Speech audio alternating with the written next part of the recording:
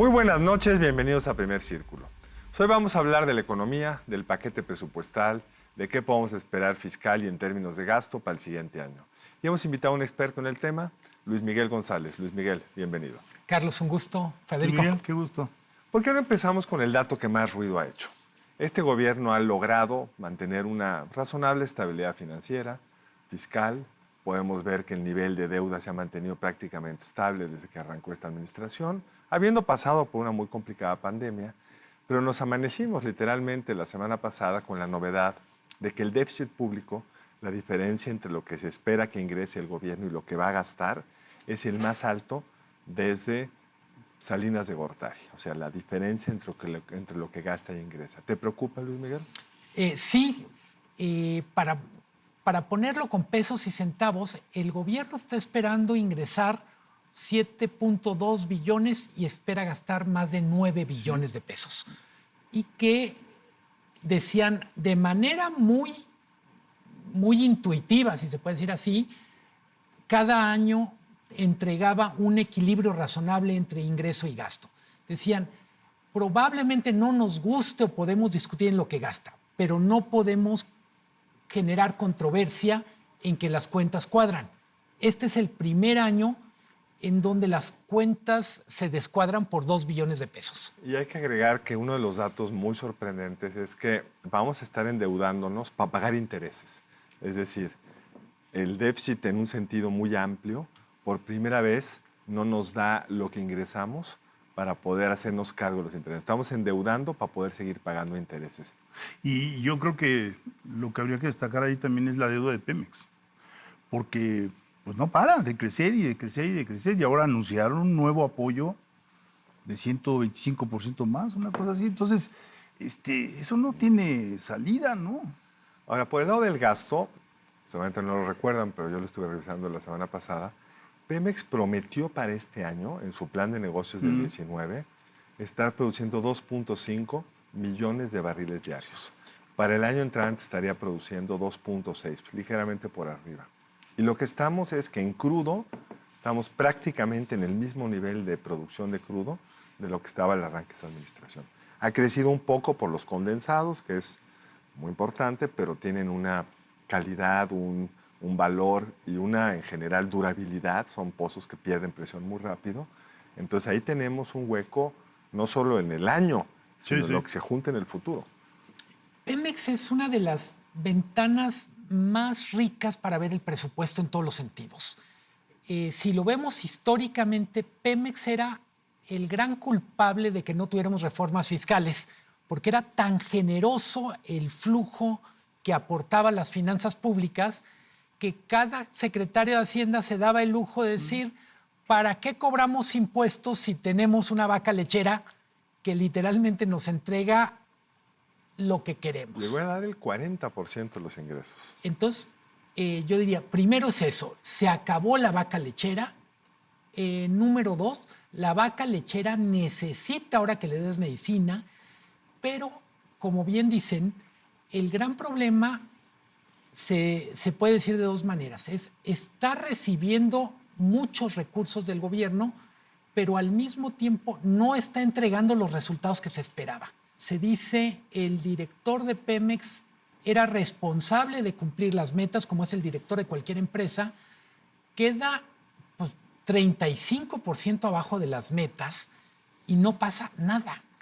Estamos hablando de metas en refinación, de metas en producción de crudo, y por otra parte tenemos la enorme deuda. La deuda de Pemex, hablamos mucho de la deuda financiera, que son 110 mil millones de dólares, pero está también los pasivos laborales, de tal manera que Pemex, lejos de ser en este momento un activo muy valioso, es el gran problema de las finanzas ¿Por públicas. qué no nos explicas qué es un pasivo laboral? Que no necesariamente todo el mundo tiene claro eso. Los trabajadores que estuvieron en Pemex en algún momento generan derechos como los trabajadores de cualquier empresa, y esos derechos tienen que ver con sus jubilaciones, su atención, por ejemplo, servicios médicos. Pemex tiene un número de trabajadores en activo que es equivalente al número de trabajadores que ya se retiraron. Para los trabajadores que se retiraron, hay jubilaciones muy generosas Evidentemente nadie puede criticar que se trate bien a los jubilados, pero lo que sí podemos poner bajo la lupa es, ¿la empresa está en condiciones de ser tan generosa con sus jubilados? No solo eso, sino que una empresa que es generosa con sus jubilados debería de reservar el costo de esas jubilaciones, y Pemex no lo hizo. Entonces, Bueno, y por lo eso mismo. por eso un pasivo, digamos. Si no podrías tener el activo, lo pudiste haber juntado a lo largo Así de es. la vida laboral del trabajador, pero no lo hiciste. Y CFE hizo lo mismo hace un par de meses. Bueno. También en una serie de concesiones al sindicato cuyas proyecciones en su momento eran realmente muy preocupantes. Entonces tenemos pasivos financieros, pasivos laborales y una producción que no sube. Y aunque han mejorado un poco en cuánto pueden procesar de crudo, siguen perdiendo toneladas de dinero en ese proceso. O sea, Pemex Refinación o Transformación Industrial, de que arrancó el sexenio, ha perdido cerca de 740,000 millones de pesos. Y ojo, para mucha gente que nos escucha, a decir, a ver, ¿cómo es que es mejor negocio producir crudo que refinarlo? Porque es un poco antiintuitivo o contraintuitivo. Es contra nuestra educación, además de que hay que darle valor a las materias primas. Pero el hecho es que el mejor negocio de las petroleras es la extracción de crudo y el negocio menos rentable es la refinación. Y a eso nos lleva a cuál ha sido el proyecto general, ha sido convertir a Pemex una empresa que esté en todos los campos, me refiero a todos los campos posibles de la Sí, línea. verticalmente integrada, que haga todo. Y esa creo que es una de las decisiones que a la larga va a ser más costosa. No nos gusta simbólicamente decir Pemex se achicó, pero no es una mala idea si lo que se trata es de que no pierda, que genere recursos y que en algún sentido pueda producir algo de orgullo por hacer las cosas bien. Absolutamente. Además, la señal, yo creo que internacional que se da al poner tanto énfasis en el crudo y no en las energías verdes es terrible, porque ve uno los requisitos de las empresas que quieren relocalizarse y uno de ellos es energía limpia. Y aquí hay cientos de proyectos detenidos en la CRE, cientos de inversores que se han ido con un costo terrible en el mediano y largo plazo, ¿no? Sin duda. Entonces, el primer gran herencia fiscal que va a dejar esta administración es Pemex.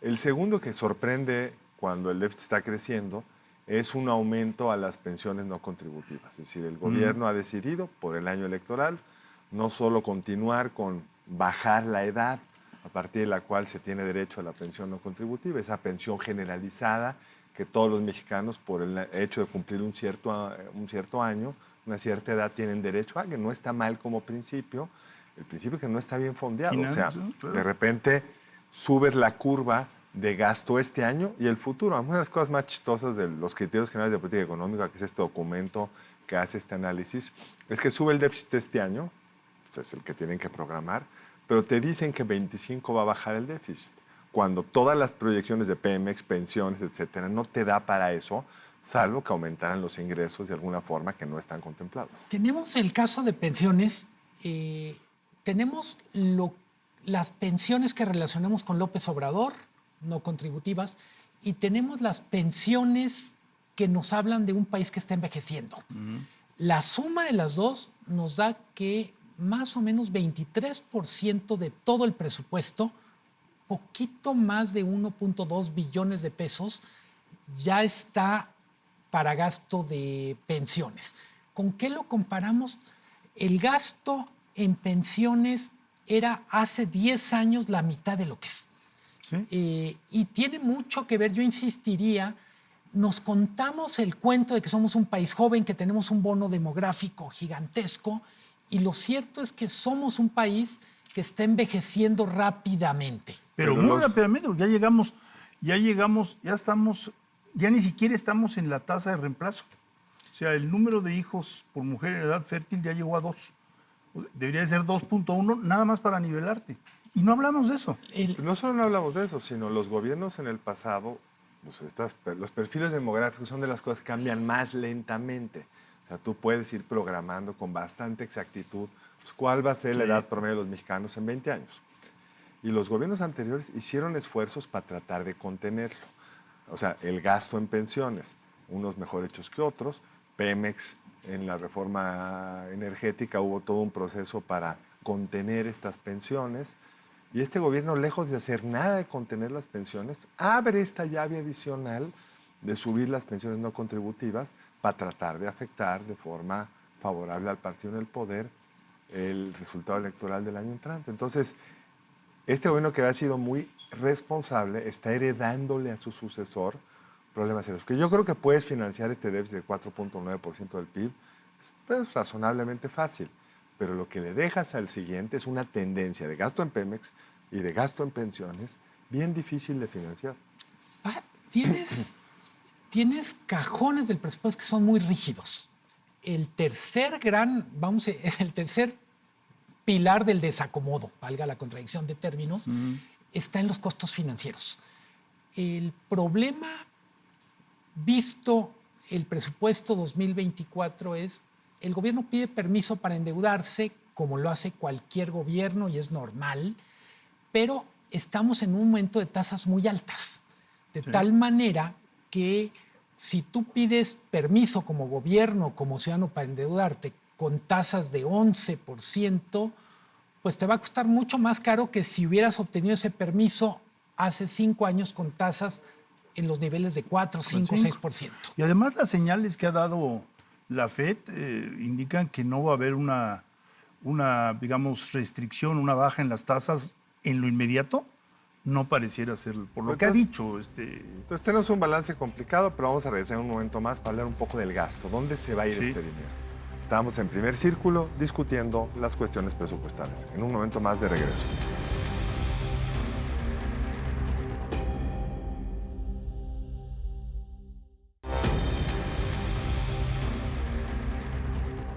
Estamos de regreso en primer círculo discutiendo la economía mexicana, el presupuesto. Discutiendo el presupuesto, hablemos hacia dónde se va el dinero. Crecen las pensiones y lo notable para mí es que en el resto del presupuesto no hay aumentos en términos reales. El presupuesto de la UNAM es el mismo. Hay un cambio en salud que se hizo mucho ruido. Ya cayó el presupuesto de salud, pero realmente se transfirió al IMSS. Se jalaron la cobija entre el IMSS y la Secretaría de Salud. Se pasó al otro lado. El IMSS ya se vuelve una secretaría con muy poco dinero.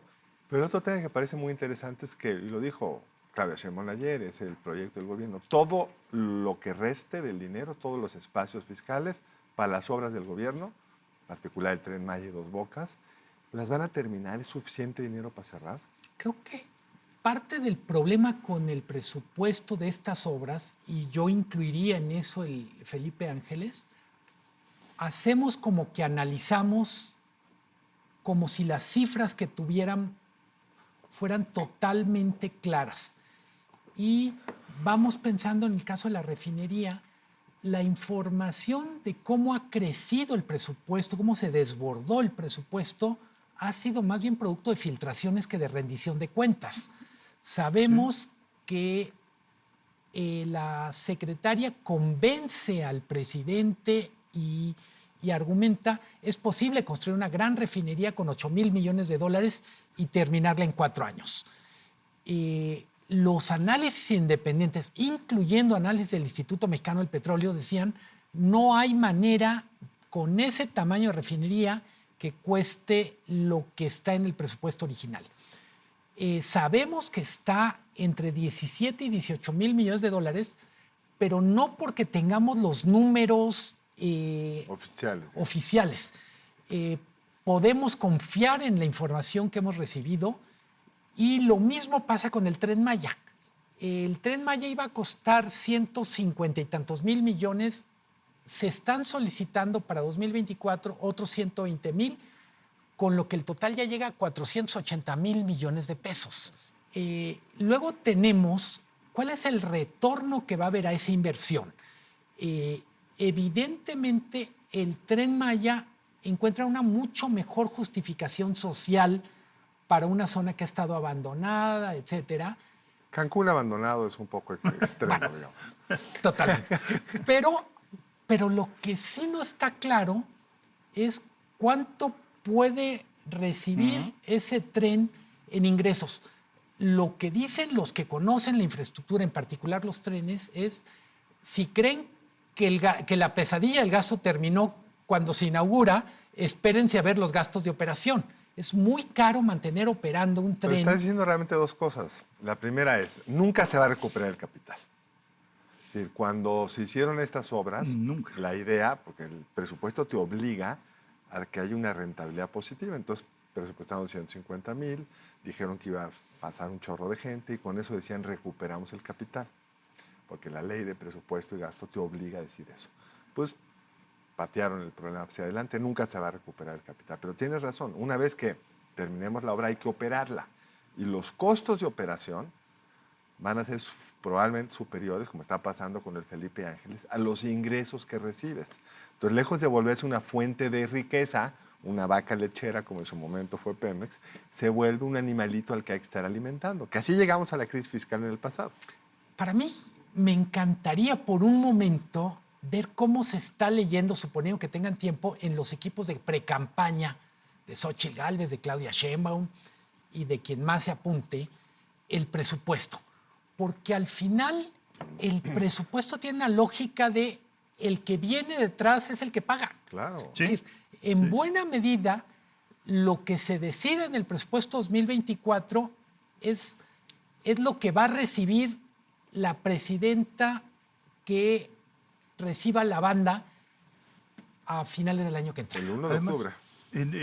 Además, con una serie de cuestiones que estaban más o menos bien estructuradas, como por ejemplo, el impuesto aeroportuario, el TUA famoso. Bueno, el aeropuerto de la Ciudad de México no era un gran negocio, pero se sostenía y había programas de mantenimiento.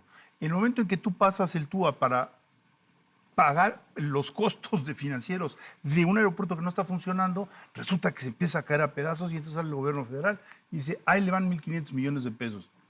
¿Es suficiente 1.500 millones? Si no resuelves el problema de fondo, no va a Pero creo que funcionar. el tema más general es, el aeropuerto de Texcoco, por ejemplo, fue planeado de forma tal que el TUA, ese impuesto que pagamos cuando nos compramos un boleto, era el que financiaba el viejo aeropuerto, le iba dando vida hasta que se cerraba y financiaba el nuevo. Y como aumentaba el volumen de pasajeros, pues entonces te daba para financiar los costos, se recuperaba el capital. No había recursos fiscales en ese aeropuerto. Y ahora estamos en una locura que es, se hizo con recursos fiscales un aeropuerto que se llama el AIFA, y ahora quieren bajarle, tenemos que estar usando el TUA para lo que enterramos en Texcoco, quieren bajar el número de vuelos. Entonces, no va a haber cómo darle mantenimiento a la Ciudad de México. Pero el país en general está así. Los fideicomisos que heredó este gobierno, por si caía el precio del petróleo, para gastos catastróficos en salud, para muchos otros, están casi vaciados o desaparecidos. O sea, ¿El gasto catastrófico? Se cancelaron de plano. Entonces, ¿qué heredar? Si tú estuvieras asesorando a una de las candidatas, ¿qué les dirías? No sonrías tanto, por favor. A mí hay uno de los rubros que creo que tenemos la mala costumbre de discutirlo muy poco y es el que tiene que ver con agua. Sí. Cae el presupuesto para obras hidráulicas, si no recuerdo mal, va a quedar en 35,000 millones de pesos. Se recomienda por los riesgos que tenemos, de un lado sequías y por otro lado de inundaciones, que México invierta para los próximos 30 años más de 60,000 millones de pesos anuales, 60,000 de ahorita, es decir, que se vayan actualizando.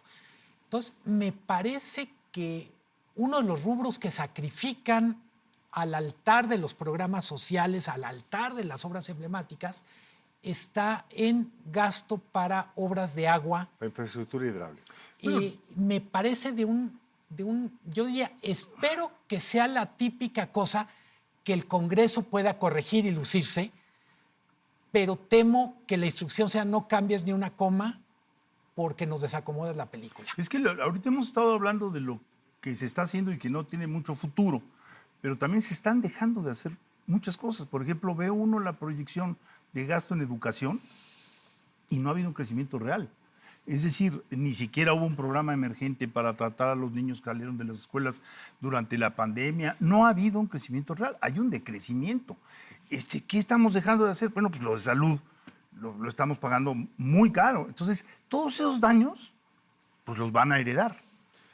que no son a veces muy tangibles, pero que lo estamos viendo en los nuevos estudios de cómo está la lectura en los niños mexicanos, que es gravísimo. Los el pocos problema. estudios, porque ya tampoco lo miden.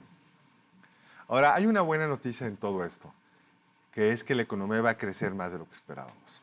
Es decir, si uno compara las proyecciones el año pasado para este año, ya salió mucho mejor de lo que se esperaba. Y el año entrante trae números razonablemente buenos, mucho mejor que cualquier otro país de América Latina. Digamos, esa locomotora que se llama Estados Unidos nos sigue jalando. Eso le da un cierto margen a las finanzas públicas, porque crecimiento es ingresos públicos también. ¿Será suficiente para compensar estos hoyos? Qué bueno que tocas el tema. En este contexto creo que es necesario aferrarnos a las buenas noticias, exprimirlas, saborearlas. Hay que recordar exactamente hace un año, cuando el gobierno presenta su paquete económico para 2023, dice vamos a crecer 3% y los expertos y los no tan expertos decían no, entre 1, 1,5%, y eso suponiendo que Estados Unidos no entre en recesión, porque probablemente tengamos menos de 1. Estamos hablando ahora, el menos optimista está en 2,7, los más optimistas en 3,5 para este año. Se está pensando que es razonable 3%. Si vemos la curva de crecimiento económico, tiene literalmente cara de sonrisa. Empezó el sexenio cayendo, hay un punto de inflexión y vamos a cerrar literalmente con una mueca feliz, con un emoji. ¿Por qué es importante esto? No es solo los números. Alguna vez escuché una cosa que me parece... Cuando hablamos de crecimiento económico, hablamos de estados de ánimo. Si la economía está creciendo, hay ánimo para consumir, hay ánimo para invertir, le damos la vuelta a muchas cosas. ¿Qué para mí es el riesgo, volviendo a lo que va a ser el próximo sexenio, que no se aprendan lecciones que se deberían haber aprendido? Estamos creciendo 3,5 y probablemente podríamos estar creciendo 5 o 6%. Entonces, alguien puede decir, ¿para qué le movemos si ya encontramos la manera de crecer 3, 3,5? Digo, hay que mover muchas cosas porque el 3,5 debería ser el piso, considerando una coyuntura internacional tan favorable como es la relocalización. Yo diría, ¿qué cosa ha hecho bien el gobierno? La política laboral ha generado ingresos que permiten un mercado interno bien interesante. La gran asignatura pendiente es la informalidad.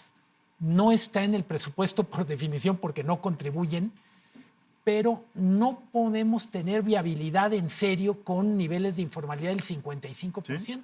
Y dos, los gobiernos pueden hacer muchas cosas para estimular el crecimiento y el nuestro no lo está haciendo. No solo no está invirtiendo en toda la infraestructura para conectar al país hacia Estados Unidos y tener una serie de mayores oportunidades en ese terreno, sino lo que está invirtiendo pues no va a madurar adecuadamente, no va a resolver los problemas que pensaban que iba a resolver, como es el caso tan triste de este aeropuerto Felipe Ángeles. Pero además tenemos pues muchas políticas que obstaculizan a las aerolíneas mexicanas, como las han tratado. En vez de estar creciendo ese mercado, pues parece que están haciendo todo lo posible para que no puedan crecer. Y agrégale, Carlos, un deterioro en las relaciones con Estados Unidos, que es algo de lo que no hablamos, en varios frentes. Pero lo del panel por el maíz transgénico, lo más probable es que lo perdamos. Y ellos tienen, hasta donde recuerdo, la posibilidad de asignar aranceles a cierto sector de la economía mexicana. Y eso podría ser un daño, por ejemplo, todo el mundo lo pone, el de los aguacateros, ¿no? Tanto que exportamos de aguacate. Pero después tenemos ya 12 o 14 paneles laborales, demandas laborales. Es decir, sí hay una... Y lo aéreo, y el fentanilo. Es un ambiente tenso, ¿no? Muy tenso. Tenemos 1 minuto y medio para terminar. ¿Cómo cerrarías, Luis Miguel? Que con una nota optimista en el sentido de decir, tenemos condiciones para crecer 5 o 6%, no como promesa de políticos, sino como una cosa posible. Real, dadas las condiciones. Y es la pregunta que nos tendríamos que hacer es, ¿Qué tenemos que hacer para lograrlo? En el presupuesto, en la forma en que estamos en el mundo, En la certidumbre jurídica. en reglas, normas y leyes, estabilidad, planes de largo plazo. Tenemos una oportunidad que se presenta una vez cada generación, pero dicen los que saben, la ventana de oportunidad va a estar abierta 3, 4 años, no más. Sí, no más. Pues con eso cerramos y agregaríamos en un contexto de cambio de gobierno, que es cuando se pueden formular y tratar de implementar estos cambios. Luis Miguel, muchas gracias. Encantado. Miguel, muy buenas noches. Nos vemos aquí dentro de una semana en Primer Círculo.